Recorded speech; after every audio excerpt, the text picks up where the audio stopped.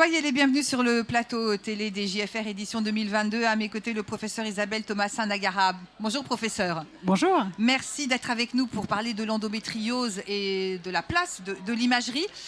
Professeur, pour commencer, on peut peut-être poser l'état des lieux de l'endométriose parce que finalement, ça fait seulement quelques années qu'on s'intéresse à ça.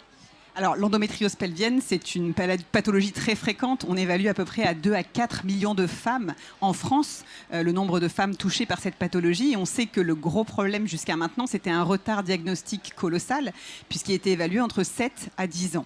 Il y a eu en fait une mise en lumière de cette pathologie avec le plan endométriose lancé par le gouvernement Macron. Et avec cette mise en lumière, il y a eu tout un programme de formation et d'apprentissage de tous les praticiens, les cliniciens, mais également les radiologues. Et dans cette optique, on a bien redéfini finalement la place de l'imagerie pour prendre en charge ces patientes et la place du radiologue au sein de ces réunions de concertation pluridisciplinaires. Alors, professeur, je rappelle que vous êtes PUPH à Sorbonne Université, que vous exercez à l'hôpital Tenon et également au centre intercommunal de Créteil. À quel moment les radiologues se sont dit tiens, on pourrait peut-être s'intéresser à l'IRM pour l'endométriose? Alors, la première description IRM de l'endométriose date d'il y a 20 ans. J'ai eu la chance c'était ma thèse de médecine, donc c'est il y a un petit moment maintenant. Et on a décrit les premières descriptions de ce qu'on appelle l'endométriose profonde, qui est responsable de ces douleurs pelviennes chroniques qui sont réglées par les règles, mais également en fait de la problématique de l'infertilité. Et ce sont ces deux symptômes principaux qui poussent les patientes à consulter. La difficulté, c'est qu'on sait que ces symptômes sont peu spécifiques et que le rôle du radiologue va être central, non seulement pour affirmer le diagnostic, mais également pour faire les diagnostics différentiels, parce qu'on peut trouver des pathologies digestives, des pathologies urinaires, et c'est très important d'orienter vers le bon diagnostic. Alors, on se sert de l'IRM, mais également de l'échographie, et ce sont deux examens qui sont vraiment indissociables.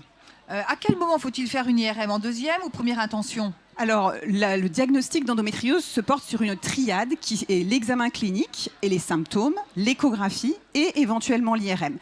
Lorsqu'on a en fait une discordance entre les symptômes et une échographie, par exemple, qui est négative, c'est une bonne indication pour faire le diagnostic positif de l'endométriose en IRM, parce que l'IRM est plus sensible que l'échographie. Il y a une autre indication de l'IRM, c'est lorsque l'on est dans un bilan pré-thérapeutique, c'est-à-dire qu'en fait, on décide que la patiente va bénéficier d'une chirurgie.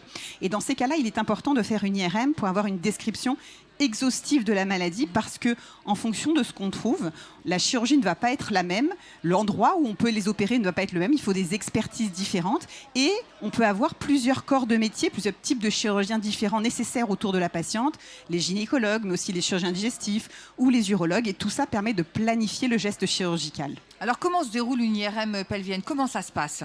Alors, l'IRM pelvienne peut se faire à n'importe quel moment du cycle, ça a peu d'importance. On demande aux patientes généralement d'être à jeun depuis 3 heures, et puis on demande une préparation digestive parce que c'est vraiment très important lorsque l'on fait une IRM d'avoir en fait finalement une visualisation de ce qui se passe également dans le rectum et dans le sigmoïde. On va faire un examen qui se fait sans injection de gadolinium le plus souvent. On peut être amené à injecter dans de rares cas, et on fait finalement cet examen est relativement simple puisque ça repose sur des séquences T2 et des séquences T1, et c'est un examen qui est relativement court et c'est le minimum pour qu'on ait un diagnostic positif de certitude. Alors, passer cet examen, il y a des bénéfices pour les patientes parce qu'elles ont enfin un diagnostic, elles posent, des mots sur des mots. Exactement. Donc d'abord, il y a le diagnostic positif, ça c'est très important. On a aussi la possibilité d'évaluer finalement ce qu'on appelle la réserve folliculaire, qui va être en fait la quantité de follicules qui sont importants dans l'évaluation des problèmes de fertilité. Et puis ce que apporte l'IRM, c'est qu'elle est capable de prédire le risque de complications post-opératoires.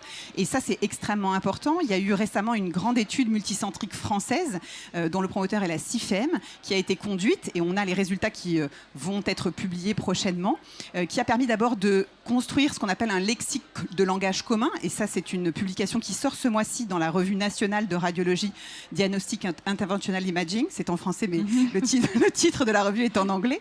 Et donc ça, c'était une première importante de la standardisation des comptes rendus pour qu'on sache tous de quoi on parle. Et avec cette étude multicentrique, au-delà du lexique, on a prouvé que quand on pouvait faire une classification en IRM, et qu'en fonction de cette classification, on pouvait dire le risque, il est de 2%, de 5%, de 10%. Et ça, c'est un critère qui est important pour ces patientes. Il ne faut pas oublier que l'endométriose, c'est une maladie qui est bénigne et c'est important en fait pour cette pathologie bénigne avec une chirurgie qui peut être lourde que les patientes soient informées avant la chirurgie en fait des risques liés à la chirurgie. Je suis concentrée sur ce que vous me dites. Ah oui, je voulais vous poser la question. Quelles sont les limites de l'IRM ?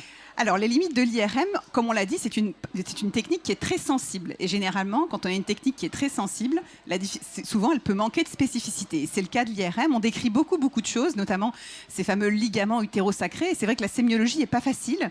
Et la solution, finalement, comme souvent en imagerie, c'est de ne pas se contenter d'une seule technique, mais de combiner les résultats de l'IRM avec les résultats de l'échographie et de l'examen clinique. Et on a fait également une étude à l'hôpital Tenon où on a regardé, en fait, finalement, comment être le plus spécifique possible et on s'est aperçu que si l'IRM était l'examen qui permettait de détecter quasiment tous les ligaments, ensuite on pouvait combiner l'écho et l'examen clinique. Quand on avait 2 techniques sur 3 qui étaient positives, on avait finalement la meilleure performance diagnostique. Donc toujours intégrer l'IRM au cœur de l'ensemble du diagnostic de la patiente. Bah écoutez, en tout cas, ce sera le mot de la fin. Professeur, je vous remercie d'être venu sur notre plateau. Merci beaucoup.